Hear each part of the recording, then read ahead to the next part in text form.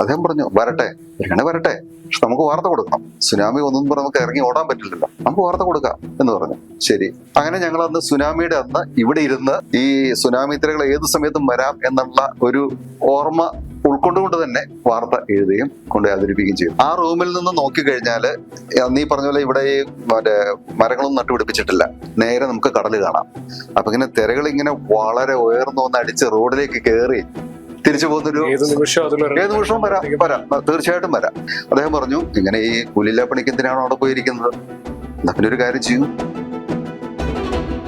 ശ്രീ എന്ന അക്ഷരം ഉച്ചരിക്കാൻ നമ്മൾ ഒരു സെക്കൻഡ് എടുക്കുന്നുണ്ടെങ്കിൽ ഏകദേശം 1 മിനിറ്റോളം നമ്മൾ ഇതിനു വേണ്ടി മാത്രം വിലപ്പെട്ട സമയം കളയാണ്. പിന്നെ നമ്മളിത് പറയാതിരുന്നതുകൊണ്ട് പ്രത്യേകിച്ച് ഇവരുടെ ശ്രീത്വത്തിന് ഒന്നും സംഭവിക്കുന്നില്ല. അപ്പോ ഞാൻ ആലോചിച്ചു, ഇത് നമുക്കൊന്ന് മാറ്റിക്കൂടെ? ഉള്ള എന്ന പ്രയോഗം അത് വളരെ രസകരമാണ്. അത് ആദ്യം അതിനെപ്പറ്റി പറഞ്ഞത് കുട്ടിക്കൃഷ്ണമാരാരാണ്. ഈ ഉള്ള എന്ന ഉപയോഗം മലയാളത്തിൽ വല്ലാതെ വർദ്ധിച്ചിരിക്കുന്നു എന്ന് അദ്ദേഹത്തിന്റെ പുസ്തകത്തിൽ എഴുതിയിരുന്നു. സ്വല്പം നമ്മളൊരു അർത്ഥം അങ്ങ് ക്ലിയർ ആവുന്നില്ല എന്ന് തോന്നിക്കഴിഞ്ഞാൽ ഒരു ഉള്ളങ്ങ് ചേർത്താൽ മതി, നമുക്ക് കുറച്ചുകൂടെ നീളം കിട്ടും. അപ്പൊ നമുക്ക് അതൊരു വ്യക്തത കൂടുതലായിട്ട് ആൾക്കാർ തോന്നിക്കുകയും ചെയ്യും. അപ്പൊ ഇതിനകത്ത് ആകാശവാണിക്ക് പിടിച്ചു നിൽക്കാൻ വലിയ ബുദ്ധിമുട്ടല്ലേ ഇപ്പോൾ? ആ ഒരു കാര്യത്തിൽ ഞങ്ങൾ വളരെ അവിടെ പോയി മൈക്രോഫോണിന്റെ മുന്നിൽ പോയിരുന്ന് കമ്പോസ് ചെയ്ത പേജുകൾ എടുത്ത് വായിക്കുന്ന സമയത്ത് മറ്റൊന്നിനെ കുറിച്ച് നമുക്ക് ചിന്തയില്ല. എന്ത് കാണുന്നോ അത് വായിക്കുന്നു. നമ്മുടെ പ്രിന്റിങ്ങിനിടയിൽ ഒരു തെറ്റ് സംഭവിച്ചാൽ ആ തെറ്റ് പോലും നമുക്ക് തിരുത്താൻ പലപ്പോഴും കഴിഞ്ഞെന്ന് വരില്ല.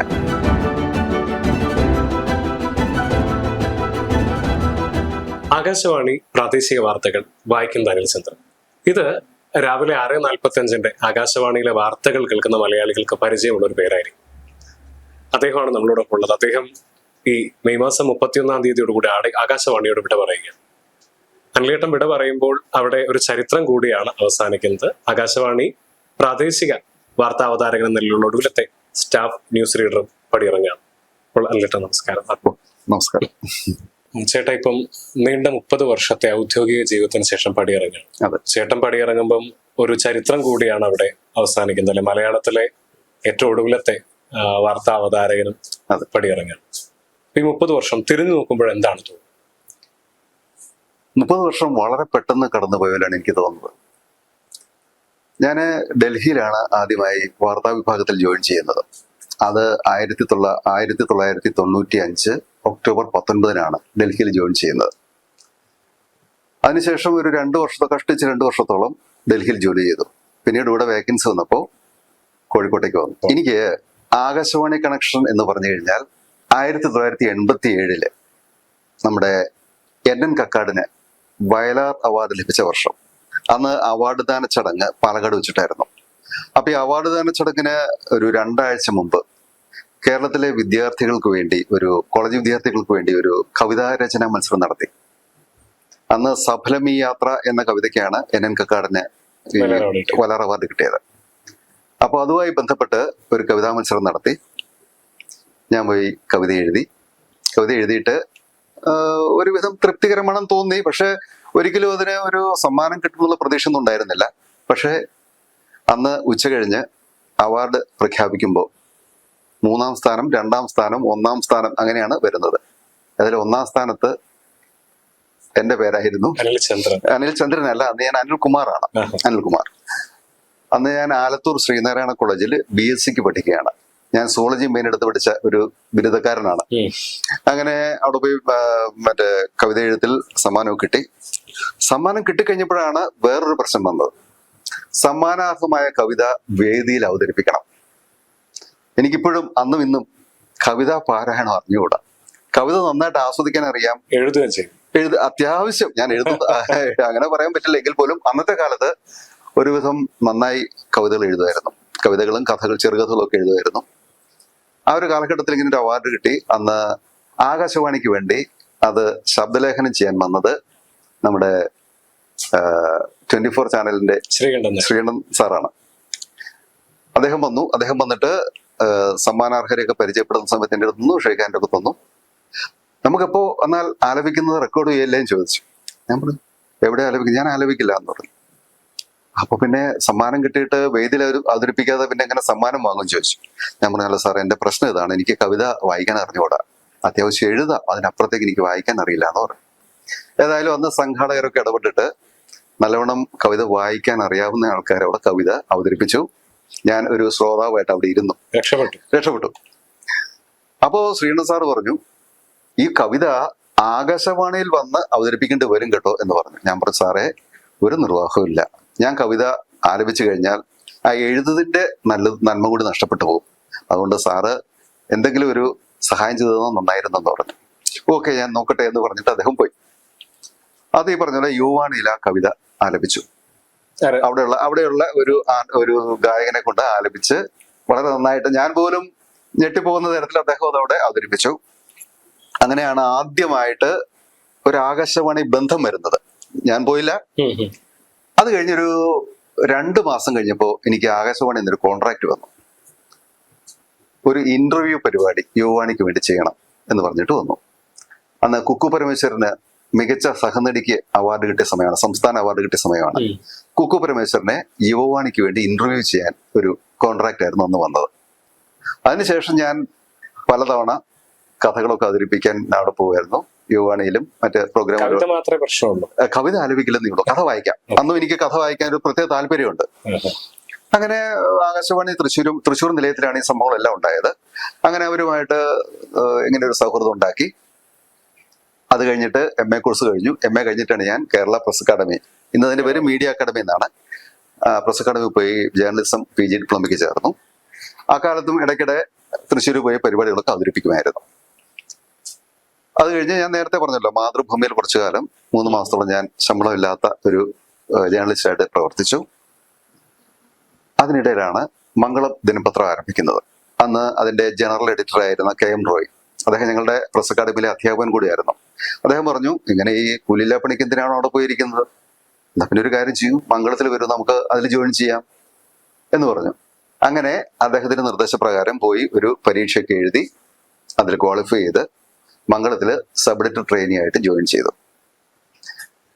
അങ്ങനെയാണ് പത്രപ്രവർത്തനത്തിന്റെ ആരംഭം. പിന്നെ 4 വർഷം മംഗളത്തിൽ. അങ്ങനെ മംഗളത്തിൽ 4 വർഷം. അന്ന് വളരെ നല്ലൊരു ടീം ഉണ്ടായിരുന്നു. നമ്മുടെ VS രാജേഷ്, MB സന്തോഷ്, അങ്ങനെയുള്ള വലിയൊരു ഗ്രൂപ്പ് തന്നെ ഉണ്ടായിരുന്നു. അപ്പൊ ഞങ്ങൾക്ക് വേണ്ടി അവരൊരു ഫീച്ചർ ഡെസ്ക് ഫോം ചെയ്തു.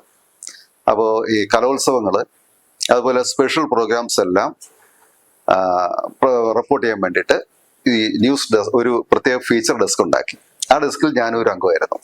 അപ്പൊ ഇങ്ങനെ അവിടെ ഡെസ്കിലിരിക്കുന്ന പരിപാടിയൊന്നുമില്ല, പുറത്തു പോവുക, പ്രോഗ്രാം കവർ ചെയ്യുക, യുവജനോത്സവങ്ങൾ, അതുപോലെയുള്ള വലിയ വലിയ മറ്റേ ഈ മാരാമൺ കൺവെൻഷൻ, ഇങ്ങനെയുള്ള പ്രോഗ്രാംസ് പോയിട്ട് കവർ ചെയ്യലായിരുന്നു അന്നത്തെ ജോലി ഫീച്ചർ ഡെസ്കില്.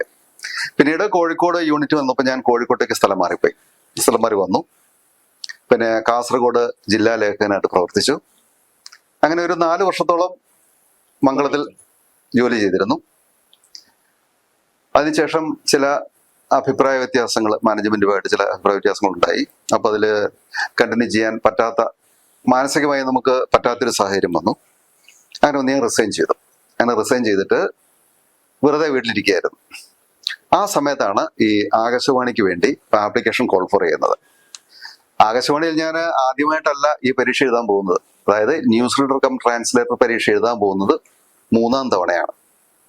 അപ്പൊ ഞാൻ ഈ റിസൈൻ ചെയ്തിരിക്കുന്ന സമയത്താണ് 3ാമത്തെ തവണ ഈ ആപ്ലിക്കേഷൻ കോൾ ഫോർ ചെയ്യുന്നത്. അങ്ങനെ പോയി പരീക്ഷ എഴുതി. പക്ഷേ അതിന് മുൻപ് 2 തവണ എഴുതിയപ്പോഴും ഞാൻ റിട്ടൺ ടെസ്റ്റ് ക്വാളിഫൈ ചെയ്യും, വോയിസ് ടെസ്റ്റ് ക്വാളിഫൈ ചെയ്യും, ഇന്റർവ്യൂവും ക്വാളിഫൈ ചെയ്യും. പക്ഷേ ഒരു വേക്കൻസി ഉണ്ടെങ്കിൽ ഞാൻ 2ാമത്തെ ആള്, 2 വേക്കൻസി ഉണ്ട് ഞാൻ 3ാമത്തെ ആള്. അങ്ങനെ ഒരു അവസ്ഥയാണ് ഉണ്ടായിക്കൊണ്ടിരുന്നത്.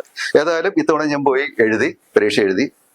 അങ്ങനെ പ്രതീക്ഷയൊന്നുമില്ല, കാരണം കഴിഞ്ഞ 2 തവണത്തെ അനുഭവങ്ങൾ ഇങ്ങനെയായിരുന്നല്ലോ. അതുകൊണ്ട് വലിയ പ്രതീക്ഷയൊന്നും വെച്ചില്ല. അതിലൊരു വലിയ വിഷമം തോന്നി. കാരണം നമ്മൾ വിട്ടിട്ട് പോകുമ്പോൾ നമ്മൾ വിളിച്ചു കൊണ്ടുവന്ന കുറെ ആൾക്കാരുടെ പ്രശ്നം കൂടെ നമുക്കുണ്ടായിരുന്നു. ഏതായാലും അത് അടച്ചുപൂട്ടലിന്റെ പക്കത്തെത്തിയപ്പോ ന്യൂസ് എഡിറ്റർ പറഞ്ഞു എന്നോട്, ഈ ആവണീശ്വരം ജയേന്ദ്രൻ എന്ന് പറഞ്ഞ ആൾ പറഞ്ഞു, നിങ്ങൾ നാട്ടിൽ പോയിട്ട് കുറച്ച് ഫീച്ചറുകളൊക്കെ തയ്യാറാക്കി വെക്കുക, നമുക്ക് പിന്നീട് പത്രം തുടങ്ങുന്ന സമയത്ത് അത് ഉപയോഗപ്പെടുത്താമെന്ന് പറഞ്ഞു. അങ്ങനെ ഞാൻ ഫീച്ചർ റൈറ്റിങ്ങിന് വേണ്ടി അന്ന് തൃശ്ശൂർ പഴയന്നൂരാണ് വീട്. അന്ന് അച്ഛന്റെ ജോലി സംബന്ധമായിട്ട് ഒറ്റപ്പാലത്തേക്ക് ട്രാൻസ്ഫർ കിട്ടിയപ്പോൾ ഞങ്ങള് തൃശ്ശൂര് പഴയന്നൂർ എന്ന് പറഞ്ഞ സ്ഥലത്ത് ഒരു വീടൊക്കെ മേടിച്ചിരുന്നു. അങ്ങനെ പഴയന്നൂർ വന്ന് സ്വസ്ഥമായിട്ട് ഇരിക്കുന്ന ഒരു ദിവസം പെട്ടെന്ന് പോസ്റ്റ്മാൻ വന്നു. പോസ്റ്റ്മാൻ വന്നിട്ട് ഒരു രജിസ്റ്റേർഡ് കത്തുണ്ടെന്ന് പറഞ്ഞു.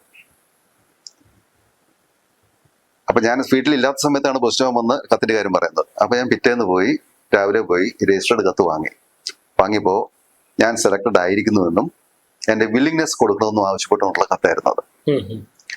അങ്ങനെ ഞാൻ ആ കത്ത് കൊടുത്തു, വില്ലിങ്നെസ് കൊടുത്തു. വളരെ സന്തോഷത്തോടു കൂടി തന്നെ വില്ലിങ്നെസ് കൊടുത്തു. ഡൽഹിയിലാണ് പോസ്റ്റിംഗ്, ഡൽഹിയിലേക്ക് വേണ്ടിയാണ് പരീക്ഷ നടത്തിയത്. അങ്ങനെ പക്ഷെ വീണ്ടും ഒരു അവിചാരിതമായ ഒരു 6 മാസത്തെ കാലതാമസം പിന്നീടും ഉണ്ടായി. അതായത് ഈ കേന്ദ്ര ഗവൺമെന്റ് ജോലികളിലേക്ക് എടുക്കുന്ന ആൾക്കാർക്ക് സംസ്ഥാന പോലീസിന്റെയും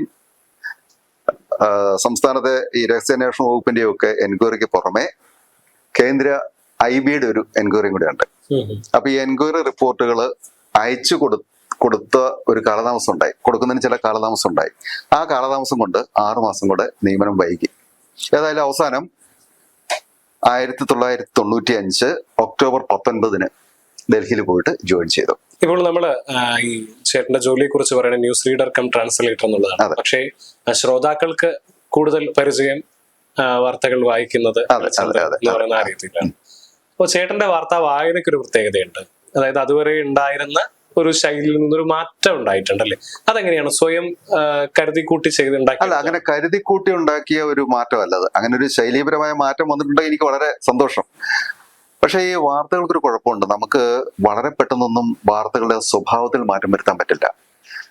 ഒരു 10-60 വർഷം 70 വർഷമായിട്ട് ആവർത്തിച്ചു പോരുന്ന ഒരു വാർത്താ വായന ശൈലിയുണ്ട്.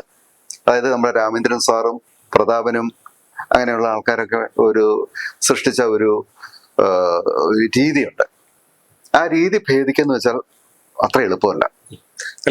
എങ്കിലും കുറച്ചുകൂടെ അന്ന്, കാരണം ഞാനന്ന് വളരെ ചെറുപ്രായത്തിൽ കയറിയതല്ലേ. അതെ, ക്ഷുഭിത യൗവനം എന്നൊക്കെ പറയാം. കാരണം അതുകൊണ്ട് തന്നെ ജോലിയിലും ഒരു പരിധി വരെ അതിന്റെ ചില സ്വഭാവങ്ങൾ കടന്നുകൂടിയിട്ടുണ്ടാവാം. ഈ ഭാഷയുടെ വലിച്ചു നീട്ടലുകളും ഈ അനാവശ്യമായ ചില പ്രയോഗങ്ങളും ഒക്കെ തീർച്ചയായിട്ടും അത് ആകാശവാണിയെ സംബന്ധിച്ച് ഈ 60-65 വർഷമായിട്ട് ഞാൻ കയറുന്ന സമയത്ത് 50-60 വർഷത്തിനിടയിൽ ആ കാലഘട്ടം മുഴുവൻ ഒരാളുടെ പേര് പറയുന്നുണ്ടെങ്കിൽ പേരിനൊപ്പം ശ്രീ അല്ലെങ്കിൽ ശ്രീമതി ഉണ്ടായിരിക്കും. അത് ഒരു വാർത്താ ബുള്ളറ്റിൽ ശരാശരി 40-50 ശ്രീയോ ശ്രീമതിയോ ഉണ്ടായിരിക്കും. നമ്മൾ ഒരു സെക്കൻഡ് ശ്രീ എന്ന അക്ഷരം ഉച്ചരിക്കാൻ നമ്മൾ ഒരു സെക്കൻഡ് എടുക്കുന്നുണ്ടെങ്കിൽ ഈ 50 സെക്കൻഡ്, ഏകദേശം 1 മിനിറ്റോളം നമ്മൾ ഇതിനു വേണ്ടി മാത്രം വിലപ്പെട്ട സമയം കളയാണ്. പിന്നെ നമ്മളിത് പറയാതിരുന്നതുകൊണ്ട് പ്രത്യേകിച്ച് ഇവരുടെ സ്ത്രീത്വത്തിനൊന്നും സംഭവിക്കുന്നില്ല. അപ്പോ ഞാൻ ആലോചിച്ചു, ഇത് നമുക്കൊന്ന് മാറ്റിക്കൂടെ? അപ്പോ എനിക്കതിനകത്ത് യാതൊരുവിധ സ്വതന്ത്രാധികാരവും ഇല്ല. കാരണം ഇതിന്റെ എഡിറ്റർമാര് ഇന്ത്യൻ ഇൻഫർമേഷൻ മിനിസ്ട്രി എന്ന് വരുന്ന ആൾക്കാരാണ്. വാർത്താ വിതരണ പ്രക്ഷേപണ മന്ത്രാലയത്തിലെ ഉദ്യോഗസ്ഥരാണ് ഈ റേഡിയോ സ്റ്റേഷനുകളിലെ വാർത്തയുടെ എഡിറ്റർമാര്. അപ്പൊ അവരെ സംബന്ധിച്ചിടത്തോളം അവര് വർഷങ്ങളായി കൊണ്ടുവരുന്ന നിലനിർത്തി വരുന്ന ഒരു ഭാഷയുടെ ശൈലിയുണ്ട്, ഒരു ആചാരപരമായ ഭാഷ. അപ്പൊ അതിൽ നിന്ന് വളരെ പെട്ടെന്ന് ഒരാൾക്ക് മാറ്റം വരുത്തണമെന്ന് വെച്ചാൽ നീ പോയി പണി നോക്കാൻ പറയും. അങ്ങനെ ഒരു അവസ്ഥയാണ്. അപ്പൊ നമ്മള് വളരെ സ്ലോ ആയിട്ട് ഇവരെ ഇങ്ങനെ കൺവിൻസ് ചെയ്ത് ഇതിന്റെ ആവശ്യമുണ്ടോ, ആദ്യം അങ്ങനെ ചോദ്യമായിട്ട് എടുത്തിട്ട് ഇങ്ങനെ ആവശ്യമുണ്ടോ? ആവശ്യമുണ്ട്. നിങ്ങൾ ഇംഗ്ലീഷ് ബുള്ളറ്റിൻ കേട്ടിട്ടില്ലേ? ഇംഗ്ലീഷ് ബുള്ളറ്റിനില് പേര് പറയുമ്പോൾ മിസ്റ്റർ അല്ലെങ്കിൽ മിസ്സസ് എന്ന് പറയാറുണ്ട്. അത് ശരിക്കും പറഞ്ഞു കഴിഞ്ഞാൽ ഇംഗ്ലീഷ് ഭാഷയുടെ ഒരു പ്രത്യേകതയാണത്. അവരൊരാളിനെ പേര് മാത്രമേ പറയില്ല, ഒരു സല്യൂട്ടേഷൻ കൂടി ചേർത്തേ അവർ പറയുള്ളൂ. നമ്മൾ എവിടെയൊക്കെ മിസ്റ്റർ ഉണ്ടോ അല്ലെങ്കിൽ മിസ്സസ് ഉണ്ടോ അതെല്ലാം നമ്മൾ മലയാളത്തിലേക്ക് വിവർത്തനം ചെയ്യുമ്പോൾ ആ സ്ഥാനത്ത് നമ്മളൊക്കെ ശ്രീ അല്ല ശ്രീമതി എന്ന് എടുത്തിടും. യഥാർത്ഥത്തിൽ അത് വലിയ ആവശ്യമുള്ള ഒരു കാര്യമല്ല. അപ്പൊ ഞാൻ അതാ ചോദിക്കുന്നത്, അപ്പൊ എങ്ങനെയാണ് പിന്നെ അവരെ കൊണ്ട് സമ്മതിപ്പിച്ചെടുത്തത്? അതെ, ഇടയ്ക്കിടയ്ക്ക് ഇങ്ങനെ പറഞ്ഞു നമ്മൾ അതിനെ കുറിച്ച് ചർച്ചകൾ തന്നെ ന്യൂസ് റൂമുകളിലുണ്ടായി. അപ്പൊ ഞാൻ പറഞ്ഞു, നമുക്കത് ഒരു ട്രയൽ എന്ന രീതിയിൽ കുറച്ച് ബുള്ളറ്റിനുകളെങ്കിലും നമ്മളങ്ങനെ ചെയ്തു നോക്കാം. അപ്പൊ ശ്രോതാക്കളിൽ നിന്ന് അതിന് അനുകൂലമായ പ്രതികരണമാണ് വരുന്നതെങ്കിൽ നമുക്കത് ഉപേക്ഷിക്കാം. ഇനി അല്ല, അത് തന്നെ വേണം എന്നാണ് പറയുന്നതെങ്കിൽ നമുക്കത് ആവർത്തിക്കാം. ഏതായാലും അങ്ങനെ ചില പ്രത്യേക സാഹചര്യങ്ങളിൽ അവരും ഇതിനോട് യോജിച്ചു. അങ്ങനെയാണ് ഈ ശ്രീമതി എന്നുള്ളത് ഒഴിവാക്കാൻ കഴിഞ്ഞത്. അതുപോലെ തന്നെ അങ്ങനെ കുറെ കാര്യങ്ങൾ. അല്ല, അത് ഉള്ള എന്ന പ്രയോഗം അത് വളരെ രസകരമാണ്. അത് ആദ്യം അതിനെപ്പറ്റി പറഞ്ഞത് കുട്ടിക്കൃഷ്ണമാരാരാണ്. ഈ ഉള്ള എന്ന ഉപയോഗം മലയാളത്തിൽ വല്ലാതെ വർദ്ധിച്ചിരിക്കുന്നു എന്ന് അദ്ദേഹത്തിന്റെ പുസ്തകത്തിൽ എഴുതിയിരുന്നു. അതായത് അദ്ദേഹത്തിന്റെ അഭിപ്രായത്തിൽ തന്നെ നമ്മൾ ആശയവിനിമയത്തിൽ ഒരു ചെറിയ തടസ്സം തോന്നുമ്പോഴാണ് നമ്മൾ ഉള്ള എടുത്ത് പ്രയോഗിക്കുന്നത്. ആ ഒഴുക്കിനൊരു ആ ഒഴുക്ക്, അതായത് ഒരു ഒഴുക്കിനും മാത്രമല്ല നമ്മൾക്ക് അർത്ഥ ദോഷമൊന്നും സംഭവിച്ചിട്ടില്ല എന്ന് ബോധ്യപ്പെടുത്താനുള്ള ഒരു ശ്രമം കൂടിയാണ്. ഇവൻ നമ്മുടെ സംസാരത്തിൽ പോലും ഇത് വരുന്നുണ്ട്. തീർച്ചയായിട്ടും. പിന്നെ മറ്റൊരു കാര്യം എന്താണെന്ന് വെച്ച് കഴിഞ്ഞാൽ, ഈ ശരിക്കും പറഞ്ഞു കഴിഞ്ഞാൽ ഈ മാധ്യമ ഭാഷ ഏറെക്കുറെ രൂപപ്പെട്ടത് ഈ മധ്യ തിരുവിതാംകൂർ, അതായത് കോട്ടയം ആ ജില്ലകളിലൊക്കെയാണ്. ഏറ്റവും കൂടുതൽ അച്ചുകൂടങ്ങൾ ഉണ്ടായത് എവിടെയാണ്? മിഷണറിമാരുടെ പ്രവർത്തനം, ഈ ക്രൈസ്തവ മിഷണറിമാരുടെ പ്രവർത്തനം ഏറ്റവും കൂടുതൽ ഉണ്ടായത് ആ ഭാഗത്താണ്.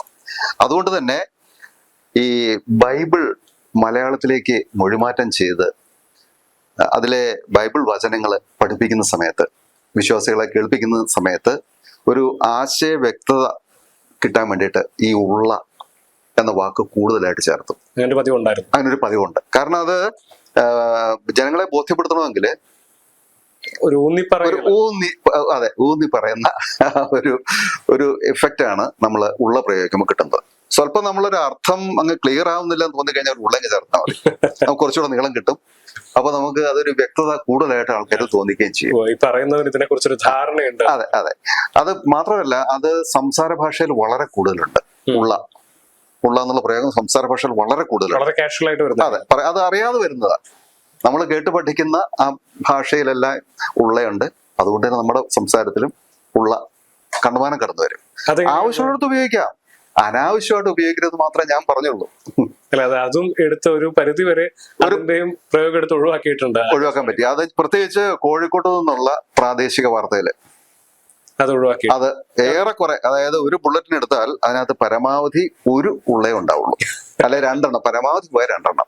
ഇപ്പോൾ ഈ കാലാന്തരത്തിൽ ഈ മാധ്യമ രംഗത്തൊക്കെ ഉണ്ടാകുന്ന മാറ്റങ്ങളെ കുറിച്ച് സൂചിപ്പിച്ചുകൊണ്ട് ചോദിക്കുകയാണ്.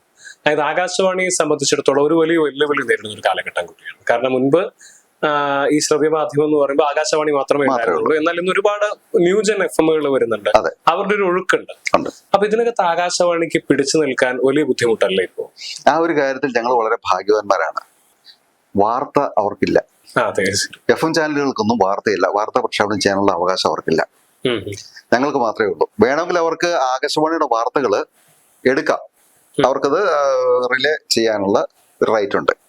പക്ഷേ സ്വതന്ത്ര വാർത്താ പ്രക്ഷേപണത്തിനോ അതുപോലെ വാർത്താധിഷ്ഠിത പരിപാടികൾക്കോ അവർക്ക് അധികാരമില്ല.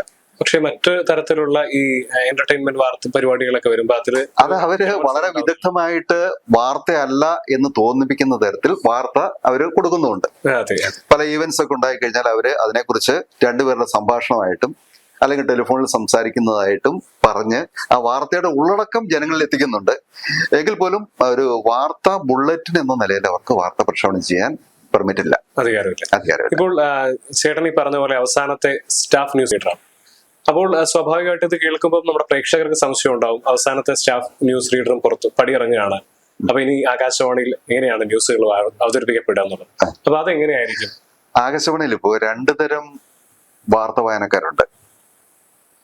ഇപ്പൊ ഈ സ്റ്റാഫ് ന്യൂസ് റീഡർ എന്ന നിലയിൽ ഞാനങ്ങ് ഇറങ്ങിക്കഴിഞ്ഞാൽ ശേഷിക്കുന്ന രണ്ടു തരം വാർത്ത വായനക്കാര്, അതായത് കോൺട്രാക്ച്വൽ ന്യൂസ് റീഡേഴ്സ്, പിന്നെ casual news readers, casual news editors, ഇങ്ങനെ 3 കാറ്റഗറി ഉണ്ട്. കോൺട്രാക്ച്വൽ എന്ന് വെച്ച് കഴിഞ്ഞാൽ അതിന്റെ ശരിക്കും തസ്തികയുടെ പേര് എഡിറ്റോറിയൽ എക്സിക്യൂട്ടീവ് എന്നാണ്. അദ്ദേഹത്തിന് ന്യൂസ് റീഡർ ഇല്ലെങ്കിൽ ന്യൂസ് വായിക്കണം, ന്യൂസ് എഡിറ്റർ ഇല്ലെങ്കിൽ ന്യൂസ് എഡിറ്റ് ചെയ്യണം. രണ്ട് ജോലികളാണ് അവർക്കുള്ളത്. അവര് 2 വർഷ കാലാവധിയിലാണ് അവരെ നിയമിക്കുന്നത്. ആ 2 വർഷം കഴിയുമ്പോൾ അവരുടെ പെർഫോമൻസ് നോക്കിയിട്ട് വേണമെങ്കിൽ 1 or 2 വർഷം കൂടി കൂടുതലായിട്ട് തുടരാം. സ്ഥിരം തസ്തികയല്ല. ഇനി അറിയില്ല, ഇപ്പൊ ഗവൺമെന്റിന്റെ പോളിസികൾ പലപ്പോഴും മാറിക്കൊണ്ടിരിക്കും. പക്ഷെ ഏതായാലും ഇപ്പോഴത്തെ അവസ്ഥയില് കോൺട്രാക്ച്വൽ സമ്പ്രദായം തുടരാനാണ് സാധ്യത.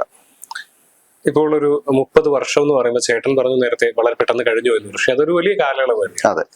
ഈ ഒരു വലിയ കാലയളവിനിടയിൽ മറക്കാനാവാത്ത അനുഭവങ്ങൾ ഈ ന്യൂസ് റീഡിങ്ങുമായിട്ട് ബന്ധപ്പെട്ടുള്ളത് സ്വാഭാവികമായിട്ട് ഉണ്ടായിട്ടുണ്ടാവുമല്ലോ. മറക്കാനാവാത്ത അനുഭവം എന്ന് വെച്ച് കഴിഞ്ഞാൽ, സത്യത്തില് നമ്മൾ ഈ ന്യൂസ് ബുള്ളറ്റിൻ വായിച്ച് സ്റ്റുഡിയോയിൽ നിന്ന് പുറത്തിറങ്ങി ഈ റൂമിൽ തിരിച്ചെത്തുമ്പോഴേക്കും നമ്മൾ വായിച്ചത് എന്താന്ന് പോലും ഓർമ്മ ഉണ്ടാവില്ല. കാരണം ഈ വാർത്ത വായനയ്ക്കൊരു പ്രത്യേകതയുണ്ട്. നമ്മള് വാർത്ത തയ്യാറാക്കി സ്റ്റുഡിയോയിൽ പോയിട്ട് ലൈവായിട്ട് വായിക്കുമ്പോൾ അറിയാമല്ലോ, ലൈവായിട്ട് പോകുന്നത് വാർത്ത മാത്രമേ ഉള്ളൂ ഇപ്പോൾ. ആകാശവാണിയിൽ ലൈവായി പോകുന്ന വാർത്ത മാത്രം, മറ്റൊരു പരിപാടി ലൈവല്ല. അപ്പൊ നമ്മള് അവിടെ പോയി മൈക്രോഫോണിന്റെ മുന്നിൽ പോയിരുന്ന് ഈ കമ്പോസ് ചെയ്ത പേജുകൾ എടുത്ത് വായിക്കുന്ന സമയത്ത് മറ്റൊന്നിനെ കുറിച്ച് നമുക്ക് ചിന്തയില്ല. എന്ത് കാണുന്നോ അത് വായിക്കുന്നു. നമ്മുടെ പ്രിന്റിങ്ങിനിടയിൽ ഒരു തെറ്റ് സംഭവിച്ചാൽ ആ തെറ്റ് പോലും നമുക്ക് തിരുത്താൻ പലപ്പോഴും കഴിഞ്ഞെന്ന് വരില്ല. നമ്മൾ അവിടെ ഒരു ശരിക്കും പറഞ്ഞാൽ ഒരു കണ്ണിന്റെ ഒരു മെക്കാനിക്കൽ ആക്ഷൻ, കണ്ണിൽ നിന്ന് നേരെ മനസ്സിൽ നിന്നും നമ്മുടെ വാക്കുകളായിട്ട് പുറത്തേക്ക് വരുന്നു. അങ്ങനെ ഒരു കാര്യമാണ്. അതുകൊണ്ട് തന്നെ പലപ്പോഴും ന്യൂസ് റൂമിൽ നമ്മൾ തിരിച്ചെത്തുമ്പോഴേക്കും ഏത് വാർത്തയാണ് വായിച്ചതെന്ന് പോലും നമുക്ക് ശരിക്കും ഓർമ്മിച്ചെടുക്കാൻ കഴിയില്ല. പിന്നെ നമ്മൾ എഴുതുന്നതുകൊണ്ടുള്ള ആ ഒരു ഓർമ്മ മാത്രമേ ഉണ്ടാവുള്ളൂ. അപ്പൊ നേരത്തെ ചോദിച്ചതെന്ന് വെച്ച് കഴിഞ്ഞാല് പ്രധാനപ്പെട്ട മറക്കാനാവാത്ത സംഭവങ്ങൾ എന്നെ സംബന്ധിച്ച് എനിക്ക് ആദ്യമായിട്ട് അങ്ങനെ ഉണ്ടായ ഒരു ഓർമ്മയിൽ തങ്ങി നിൽക്കുന്ന ഒരു വാർത്ത മദർ തെരേസയുടെ മരണമാണ്. മദർ തെരേസയുടെ മരണം വർഷം കൃത്യം ഞാൻ ഓർക്കുന്നില്ല, ഏതാണ്ട് 2000 അടുത്ത് ഒരു വർഷമാണ്. അത് കൃത്യമായിട്ട് എനിക്ക് ഓർമ്മ വരുന്നില്ല. ഏതായാലും ആ ദിവസം ഞാൻ ഓർക്കുന്നു. അന്ന് രാവിലെ ഒരു 5:15 UNI ടെലിപ്രിന്ററിൽ ഈ വാർത്ത അടിക്കുന്ന ഒറ്റവരി വാർത്തയാണ് ആദ്യം വന്നത്. Mother Teresa no more. ആ ഒരൊറ്റ വരി, flash, Mother Teresa no more. അപ്പൊ ആ വാർത്ത കണ്ടു.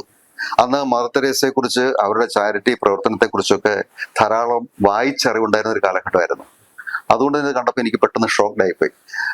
അതിന് മറ്റൊരു കാരണം കൂടെ ഉണ്ട്. അന്ന് എൻ്റെ കൂടെ ജോലി ചെയ്യേണ്ട ഒരാള് സുഖമില്ലാതെ ഇരിക്കുന്നൊരു ദിവസമാണ്. അദ്ദേഹം എത്തിയിട്ടില്ല. ഞാനിവിടെ രാവിലെ 4 മണിക്ക് എത്തി, പക്ഷെ അദ്ദേഹം ഒരുപാട് വൈകിയാണ് അന്ന് എത്തിയത്.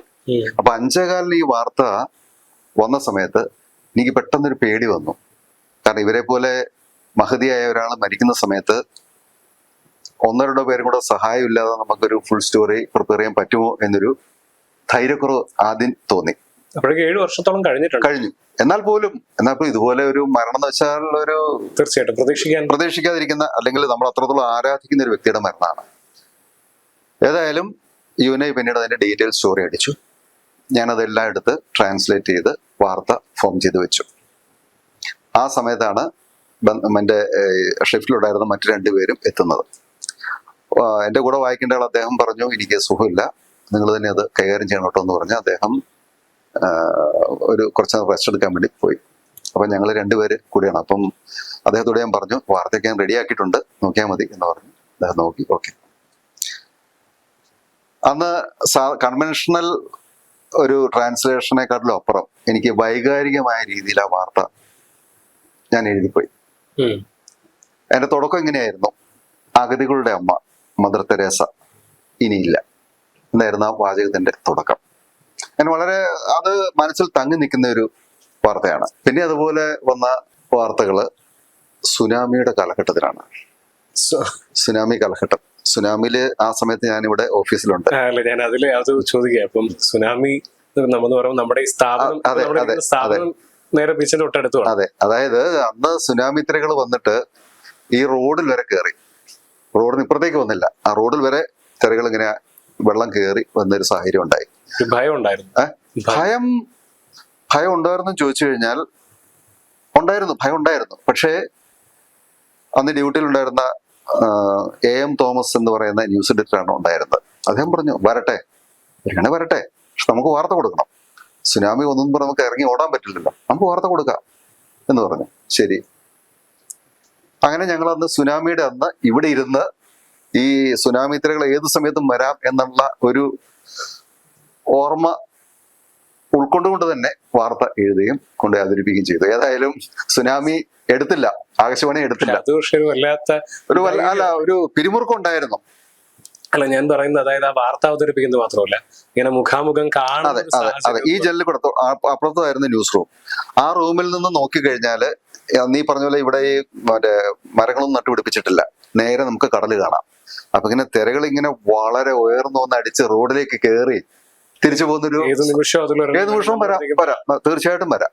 അതൊരു വളരെ വൈകാരികമായിരുന്നു. അത് എന്തോ ആ സമയത്ത് പട്ടാളക്കാരെ കുറിച്ചൊക്കെ പറയാറ്, ഡ്യൂട്ടി ഫസ്റ്റ്, അതേ ഒരു മാനസികാവസ്ഥയായിരുന്നു. അതിന് കാരണം കൂടെ ഉണ്ട്. ഞങ്ങളുടെ എഡിറ്റർ സൈനിക് സമാചാറിലെ ന്യൂസ് എഡിറ്റർ ആയിരുന്നു അദ്ദേഹം, തോമസ് സാർ. അദ്ദേഹം സൈനിക് സമാചാറിലെ ന്യൂസ് എഡിറ്റർ ആയിരുന്നു. ഒരു സൈനികന്റെ എല്ലാ സ്വഭാവങ്ങളും അദ്ദേഹത്തിനുണ്ടായിരുന്നു. ഈ ആകാശവാണിയിലെ വാർത്താ വായനയ്ക്കൊപ്പം തന്നെ എഴുത്തും കൊണ്ടുപോകുന്നുണ്ടെന്ന് പറഞ്ഞു. ഇനി ഇപ്പോൾ ആകാശവാണിയിൽ നിന്ന് വിരമിക്കുകയാണ്. ഒരു മുഴുവൻ സമയം എഴുത്തുകാരനാവാനുള്ള സാധ്യതയുണ്ടോ? അറിയില്ല. കാരണം പണ്ടത്തെ ഭാഷാശൈലിയൊക്കെ ഇപ്പൊ മാറിക്കഴിഞ്ഞിരിക്കുന്നു.